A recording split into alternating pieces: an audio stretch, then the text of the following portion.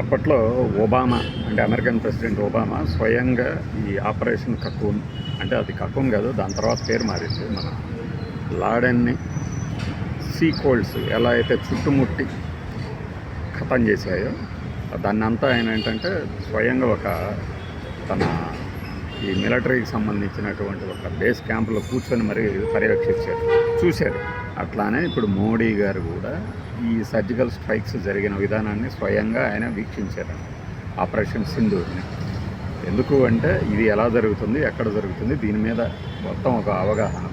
మరి వాటిని దీని తర్వాత ఏం జరగబోతుంది, పాకిస్తాన్ ఏం చేస్తుంది, ఎప్పట్లానే పొడగొడుతూ మేము ప్రతీకారం తీర్చుకుంటామంటే ఇక్కడ చేస్తూ కూర్చోవడానికి ఎవరు ఊరికి లేరు కదా. ఈ 10 రోజుల నుంచి చేసిన ఎక్సర్సైజ్ ఉంది కదా, ఇండియన్ నేవీ కానీ, ఇండియన్ ఆర్మీ కానీ, ఇండియన్ ఎయిర్ ఫోర్స్ కానీ, ఎయిర్ ఫోర్స్కి సంబంధించి రఫేలు, మిగ్, ఇంకా జెట్ ఫైటర్లు చాలా ఇప్పటికే గస్తీ ఉన్నాయి.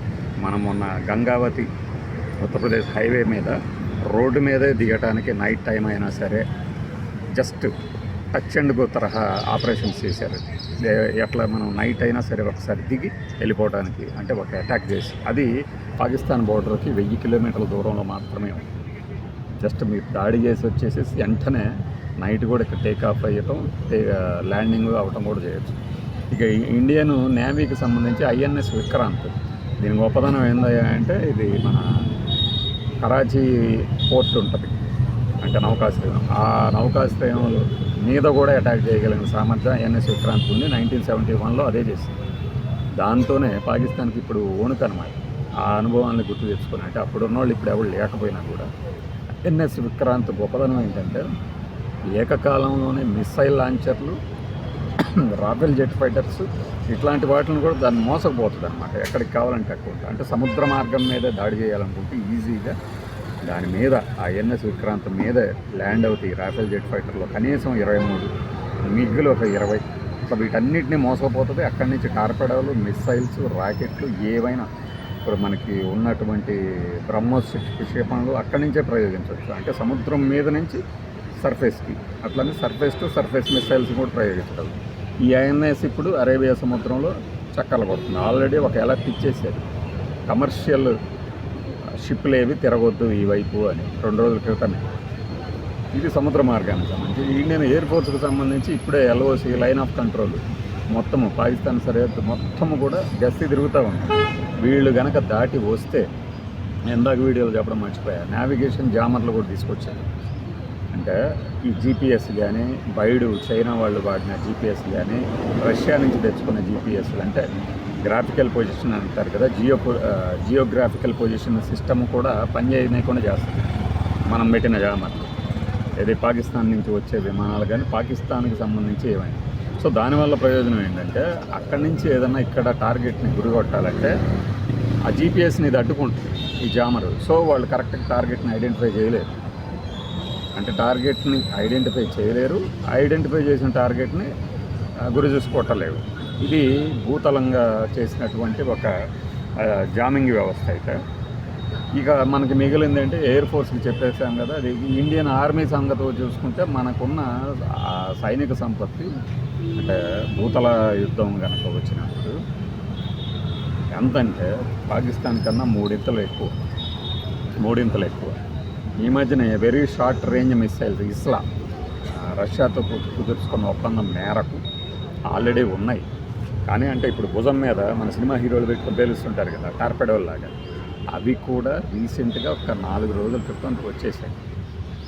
ఆల్రెడీ ఉన్నవి కాకుండా అడిగిన తడువుగా రష్యా ప్రెసిడెంట్, ప్రైమ్ మినిస్టరు అందరూ కలిసి మనకి కుదుర్చుకున్న ఒప్పందంలో భాగంగా మొదటి బ్యాచ్ కాకుండా సెకండ్ బ్యాచ్ ఇస్లాలు కూడా పంపించేశారు. అవి కాకుండా 98 రాకెట్ లాంచర్లు, 48 ప్యాడ్లు, ఇలాంటివన్నీ కూడా పంపిస్తూ వచ్చారు. సో రష్యాకి సంబంధించి పుతిన్ గారు సాయం చేశారనేది మేము చేసిన దాంట్లో ఇది చాలా రోజుల ముందే చెప్పాను. చైనా ఇప్పుడు ఏం చేస్తుందంటే తన ఆర్టిలరీ, తన దగ్గర ఉన్న మిషనరీలు, ఆయుధ సంపత్తి మొత్తం అమ్ముకోవడానికి పాకిస్తాన్కి అంటగడుతుంది. At the same time China ఆ దేశానికి రంగంగా యుద్ధంలో దిగడం అనేది జరిగే పనే కాదు, వాటినిస్ట్లో భాగం అనమాట. ఇదంతా ఏం జరుగుతుందంటే రీటాలియేషన్. పాకిస్తాన్ బెదిరిస్తుంది, మేము అంత చేస్తాం ఇంత చేస్తాం. ఏం చేస్తుంది, ఇప్పటికే ఎల్ఓసి దగ్గర కాల్పులు పాల్పడితే 3 మన భారత సివిలియన్స్ చనిపోయారు. అందుకే ఉంటుంది యుద్ధం వస్తే ప్రాణ నష్టం అన్ని వైపులా ఉంటుంది. ఆర్థిక నష్టం మనకు తక్కువ, ఎందుకంటే మనం ఓవర్కమ్ చేయగలం. పాకిస్తాన్ చేయలేదు, దానికి ఉన్న శక్తి తక్కువ. ఇది ఇప్పుడు వాట్ నెక్స్ట్. ఇక్కడ ప్రైమ్ మినిస్టర్ మోడీ గారు ఈరోజు నాకు తెలిసి భద్రతా వ్యవహారాల కమిటీతో మళ్ళీ ఒకసారి భేటీ అవ్వచ్చు. అట్లానే ప్రత్యేకమైన పార్లమెంటు సెషన్ పెట్టబోతున్నారు. చూసుకోండి, మీకు ముందు first hand information. Special parliament session పెడుతున్నారు. పెట్టిన దాంట్లో ఎక్కడెక్కడ సర్జికల్ స్ట్రైక్ చేశాము అనేది చెప్పబోతున్నారు. దీని మీద విమర్శలు అనేవి వాళ్ళు చూసుకుంటారు, ఖచ్చితంగా చేస్తారు విమర్శలు. అది ఇది వాట్ నెక్స్ట్ అంటే అమెరికాకు సంబంధించి ఏం చెప్తుంది, ఆయన ట్రంప్ గారికి మైండ్ ఉందో లేదు. 1000 ఏళ్ల నుంచి యుద్ధం జరుగుతుందంటే 1000 ఏళ్ల నుంచి ఎక్కడ 1000 ఏళ్ల క్రితం పాకిస్తాన్, ఇండియా, గాంధార్ ఇవన్నీ కలిసే ఉన్నాయి. టర్కీ కానీ, అంటే ఇప్పుడు మిగతా దేశాల గురించి కూడా చెప్తాను. టర్కీ చాబహార్ పోర్టు విషయంలో $10 బిలియన్ డీల్ ఉంది మనకి టర్కీకి. టర్కీ ఒకటే ఇండియా వైఖరిని ఖండించింది. అట్ ద సేమ్ టైం మళ్ళీ చర్చలు కూర్చోవాలి. ఇరాను, యుఏఈ, ఇంకా సౌదీ, ఖతారు వీటన్నిటితో కూడా ఏంటంటే ఇండియాకి సంబంధించి ట్రేడ్ చాలా ఎక్కువ ఉంది. Trade partnership ఇండియాతో. సో ఆ ట్రేడ్ని వదులుకోవడానికి సిద్ధంగా లేవు అవి. అందుకనే మధ్య మార్గంగా ఉంటుంది. ఈ కంట్రీల పేర్లు ఎందుకు చెప్పామంటే ఇస్లామిక్ కంట్రీల శరణు దొచ్చుతుంది పాకిస్తాన్. ప్లీజ్ ఏదో ఒకటి చేయండి, బయటికి ఏం దొడగొడుతుంది. అస్సలు మామూలుగా ఉండదు, మాతో పెట్టుకుంటే అణుబాంబులు వేస్తాం, కంపు పుట్టిస్తాం. మళ్ళీ నేను సౌదీ దగ్గరికి వాళ్ళ దగ్గరికి వెళ్ళి థర్డ్ పార్టీ ఏజెన్సీ దగ్గర ఎంక్వైరీ చేపిద్దాం, ఎవరు చేశారంట. అసలు నువ్వెప్పుడు చెప్పడానికి మనకు ఆ మాట. కానీ ఇండియా చేయగలిగింది ఇండియా చేస్తుంది. సో టెర్రర్ లాంచ్ ప్యాడ్ని ధ్వంసం చేసిన తర్వాత ఈ స్ట్రైక్స్ ఇంకా కొనసాగుతాయి. దీనికి పాకిస్తాన్ ఏం చేస్తుందంటే ఇలా ప్రగల్భాలు పలకడం మాత్రమే చేస్తుంది. మేబీ ఒక మినీ వార్ దాకా తీసుకురాగలిగితే తీసుకొస్తుంది. వాట్ నెక్స్ట్ అంటే బై.